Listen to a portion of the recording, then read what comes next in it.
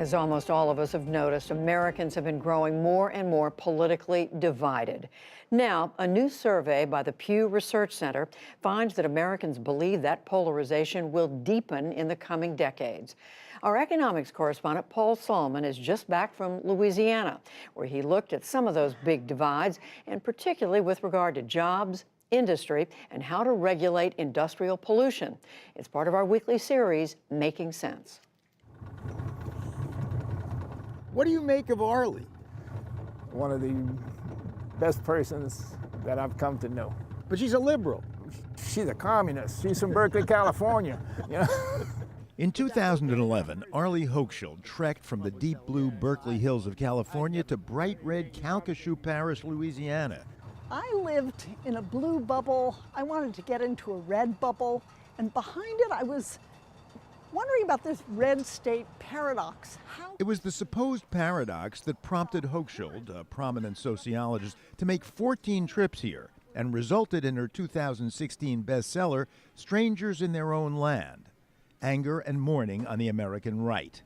It is the poorest states, those with more high school dropouts, higher crime rates, more pollution, lower life expectancies, are also those states that receive more money from the federal government in aid than they give to it in tax dollars and revile the federal government. That's the red state paradox. And Louisiana, she came to believe, turns out to be an exaggerated version of the red state paradox. It is the second poorest state in the Union. It has a life expectancy 5 years less than Connecticut, more like Nicaragua, actually. 44% of the state budget comes from the federal government. So why do so many here hate government so much? Because Hochschild thinks they feel betrayed by it, most immediately at the state level. The state of Louisiana, for example, which is dominated by the oil industry, has permitted Louisiana to become highly polluted. They feel that companies at least are giving them jobs, even though the companies are doing the polluting. But the state is paid to protect them, and it isn't. To make the point, one of Hochschild's book subjects, environmentalist Mike Tritico, took us on a toxic tour of the Lake Charles area, starting with the Interstate 10 bridge over the Calcasieu River. All of this that we're crossing over is contaminated with ethylene dichloride, a synthetic man-made chlorinated hydrocarbon that is toxic and destroys the clay. It collapses the crystals, which means that underneath that bridge there is not sufficient support. The contamination was first reported in 1994, but since they can't replace the bridge because of the chemical's effects, the latest plan? A suspension toll bridge over the troubled waters. It'd be like the Golden Gate Bridge, that kind of scale. Does driving on it make him nervous? I don't go across it unless I have to. In nearby Sulphur, Louisiana, named for the sulfur mines down below, a landfill accepting hazardous waste from as far away as Hawaii. How hazardous? The most dangerous molecules ever invented. How come it comes here? Because they got themselves grandfathered in before the Louisiana regulations were developed. That was before some of the federal regulations, like Hazardous and Solid Waste Act. Meanwhile, dotting the sky...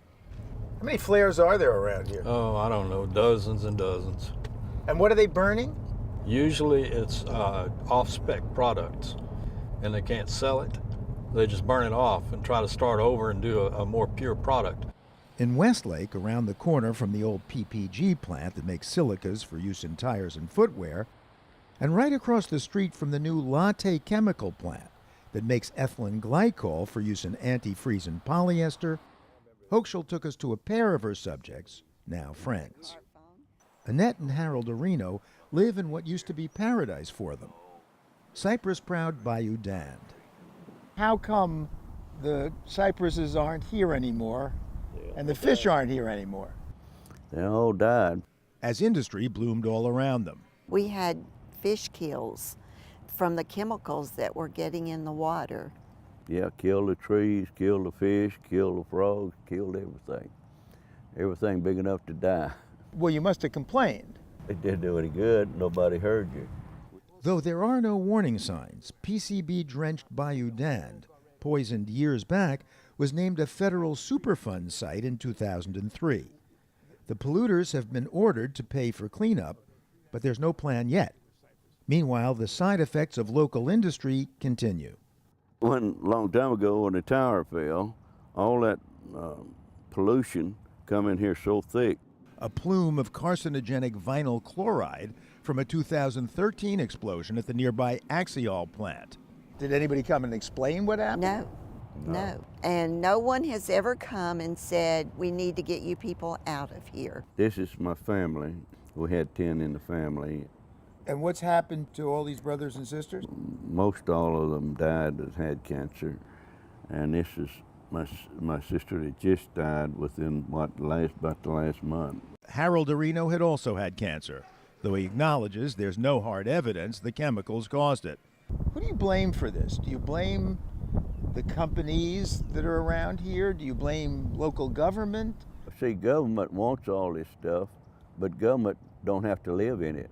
The people that's living in it got to tolerate all the noise, the pollution, and everything that's been destroyed. We've had Democrat governors, we've had Republican governors. I haven't seen much difference in our situation. It's been a while. Now, many of Arlie Hochschild's sources, though they too have become friends, dispute the claims of unusual environmental degradation in Louisiana. The Areno's niece, Janice Areno, ardent champion of the GOP, is a conservative who thinks the federal government has made too much of an effort on climate change, for instance. I think it's a whole big ripoff. I don't think that we are doing things to the climate that's making the Arctic melt. Or, I mean, look at northern United States is all snowed in right now. As for the state's pollution and health record, People have cancer all over the United States. I mean, there's been studies on it, and some have said, but we also like having the industry here. And over the years, lots of things have been done to change the emissions and to change the regulations about what goes up in the air or what they're exposed to on the job. If you do get hurt off the job or you're sick, Aflac will pay you till you can come back for up to 2 years. Insurance broker and Republican activist Sharon Galicia is yet another of Hochschild's sources who disagrees with her. We're not saying just go ahead and pollute everything, but we feel like there's too much government overreach in our everyday lives. And Examples? Well, guns. We're very big hunters down here, lots of guns. We want to buy the guns we want to buy. Don't tell me how much ammunition I can have. Healthcare or not healthcare, they want to buy it if they want to, not because they have to. If they want a car that gets 10 miles to the gallon, they want to buy a car that gets 10 miles to the gallon. There's a general sentiment around here, I don't know if you guys share it or not, that government's the problem. Louisiana government or just the government in general? The state is broke. Yeah, we fixing it. I mean, that's why the highways look like they do, and that's why the I-10 bridge is probably one of the top 10 worst bridges in the world. And whose fault is it, I'm sorry? The state? I mean, we pay our taxes. So, in the end, what's Hochschild's conclusion about the resentment of government in a state like Louisiana so dependent on it?